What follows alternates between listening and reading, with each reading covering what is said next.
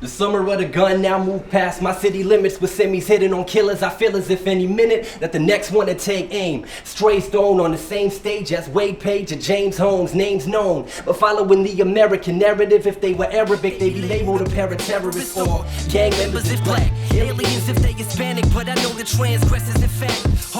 I've come to Toronto a bunch of times now, but originally to document how TFC started at the bottom and finished at the top MLS Cup champion.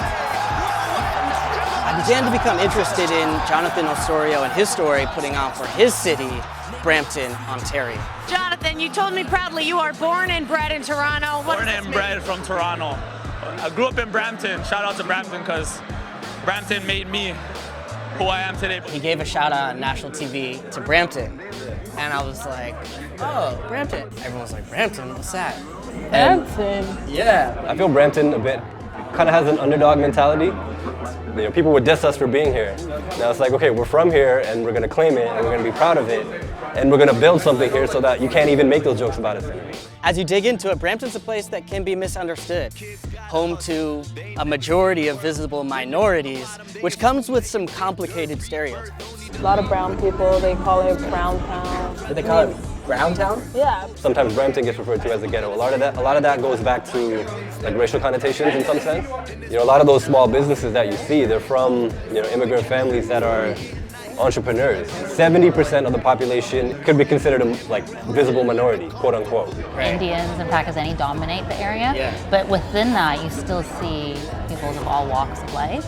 Everybody said Brampton is such a bad place and this and that.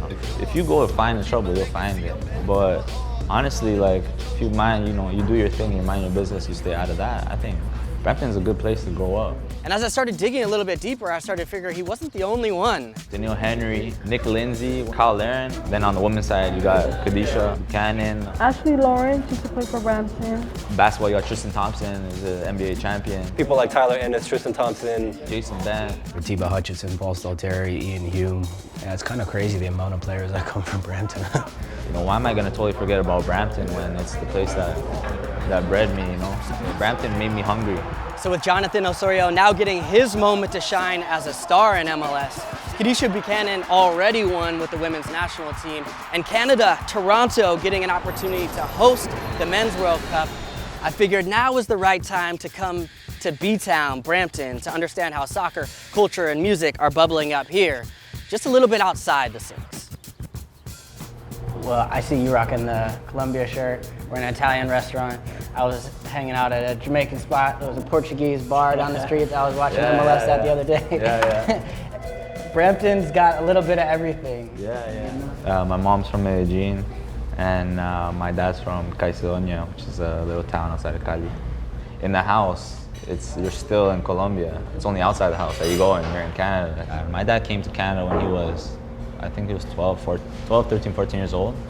His parents brought the kids here to have a better life, but they brought them here and then they went back home. They left the kids here. And I think the oldest kid was 18 years old and he had to work.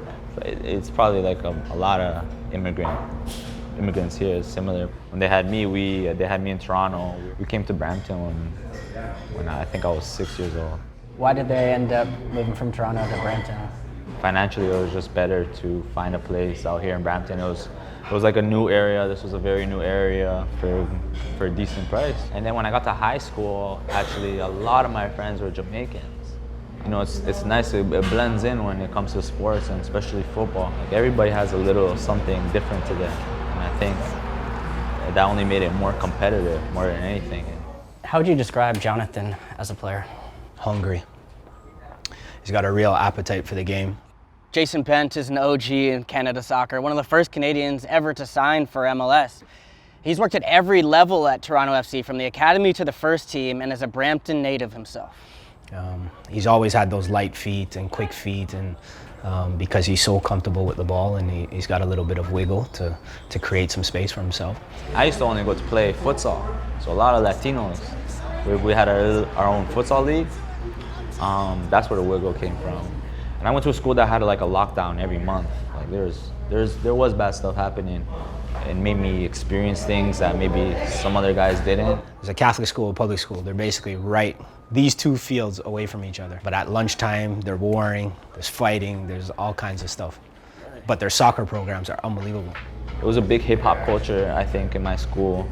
And now, that's kind of what I listen to now, and it's shaped me. It's really shaped me.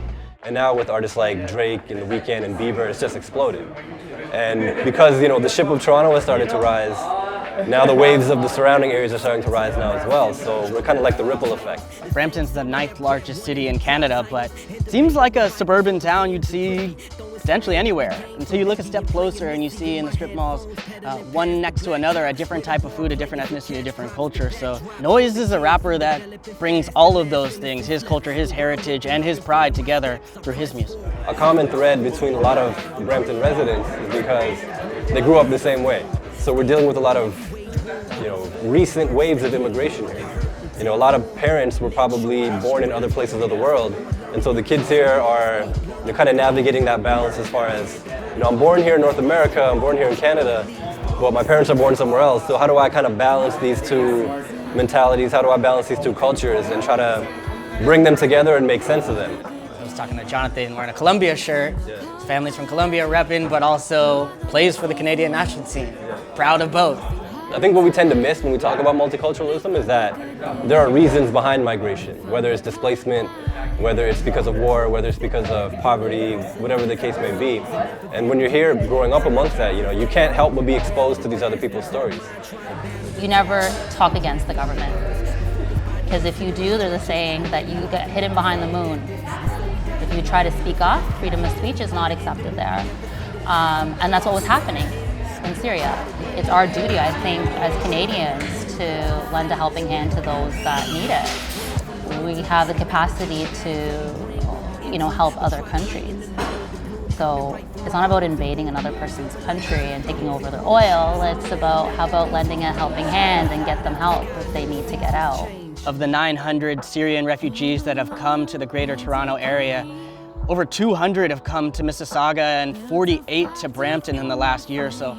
I met up with Naveen Fares, someone who I'd been talking to for a while about her project with the Syrian Eagles to discover how these Syrian refugees are making a home here. What was the experience like for the team to be able to go to TFC, meet players like Dwayne Osorio, and also be there for the championship run and at the MLS Cup final? So they came with their traditional tablas and their flags and everything, and they made their signs, and one of them was thanking Trudeau. Like, thank you, Trudeau. So they're very appreciative with that. The language of soccer, that's really what it is, right? We noticed that there's a lack of programs for the males, like the adult males. You see things for women, you see things for kids, but really nothing community-based for the males to integrate. So I have nurses, I have doctors, I have engineers, I have teachers. And unfortunately coming here, this is the difficulty, is that you need the Canadian experience. So having that resume to qualify you and the education to qualify you to perform these careers here. They're trying to support their families, so they're picking any kind of job. A lot of them are delivery boys, pizza delivery boys, evening taxi drivers. And I love to tell you, Brampton's even populated, and income there, like for even just rentals, is high. You used to think even going further out of the city. There was a lot of single mothers that moved from like inner city areas in the Toronto to get away from that and go out to Brampton. It used to be a really nice place to kind of affordable housing, raise your family. I was born in Toronto. I would say like the ghetto. So when I was about like 5, 6, Brampton was more of a better way for me and my sisters because it wasn't a good area for us to be growing up in. I'm the youngest of my 6 sisters, so it's like a dog eat dog. Like you always want to be better, do everything. How many sisters? I have 6 sisters. Wow. So we're always fighting. Who could do the most keep ups? Who can shoot harder? Who can dribble? Like who can score the most? So I was just in that competitive environment, and I think that actually elevated my game. My mom wanted us to get out and go to Brampton and play, like find a sport to keep us out the streets and stuff like that. My dad was around, like he's been around in games, but other than like the pitch, he had his own family as well. So my mom was more worrying about like, how am I gonna get to soccer? What are we gonna eat tonight? Like those type of thoughts that was running through her head as a single mother with 7 kids. So it was difficult. We really had to survive as a family, and how was I gonna pay for the next season? People like, oh, like you hear this like, oh, she didn't pay, like, and you don't feel like welcome.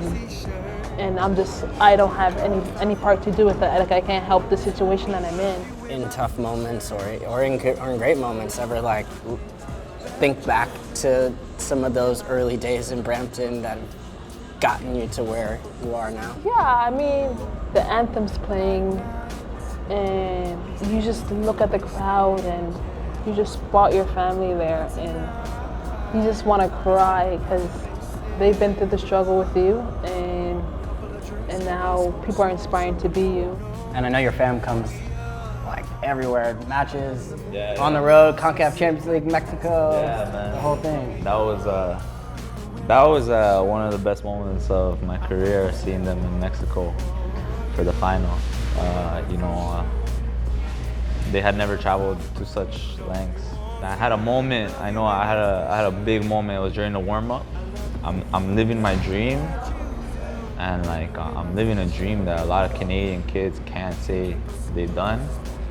And I guess in that moment, just I reminisced on everything that it took for me to be here and everything that they sacrificed for me to be here, because they sacrificed a lot. It was tough, and to have them there was like was a dream. It was a dream come true for real. The World Cup is coming in 2026. Honestly, right now, I'm just looking to Qatar 2022, because also like I want to be the one to say, nah, like I help Canada. We qualified, and we made the Hex. We were top 4 in CONCACAF, and that's why we're at the World Cup. That's what I want to say. Like I still want the gold World Cup, gold Olympics. So I think that's the hunger still there to keep pushing and keep being a better me and a better athlete, player, person. I mean, I feel like I owe it. I owe it to them. Brampton, it's where I grew up most of my life. Yeah, I play for Toronto, and Brampton is Toronto. Brampton is part of Toronto. In that sense, I have to shout it out. I have to. Yeah, here it is, actually. What's this? The key. There's the key, man. This is it. The infamous key. It is my honor on behalf of the Bramptonians to award you the key of the city of Brampton. That's what's up.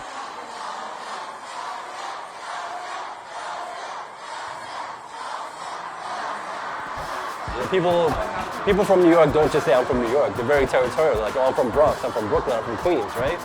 And like, why can't we have that here as well? Like, why can't we rep our specific neighborhood that we're from without having to default to the largest major city? When you say coming from a place like Brampton, it's not small. It's like coming from like, I don't know, Timbuktu. Like, no, coming from Brampton, like that's pretty strong. Like, if you're from Brampton, you're pretty athletic. Like, oh, coming from Brampton. No, coming from Brampton, like oh, he's from Brampton? Okay, he's good. It's kind of like that bragging rights. Like, people here, like, bragging rights is a big thing here when you win. Like, when you win and you get talked about, like, and people strive to get that feeling. And the whole time I'm thinking like, yo, I'm sick too, but they just don't know. Like, that's the culture here. That's the culture I grew up in. And I think that's the Brampton culture. But if we can corner the market and just B-Town represent and take over, then I'm all for it. We can put our talent up against any other part of the world. We believe in ourselves that much. Browntown, Bangladesh, people just look at it at like a very surface level and be like, yeah, a lot of brown people live there, a lot of South Asians live there. But if you go deeper into it, there's like literally every part of the world converges here.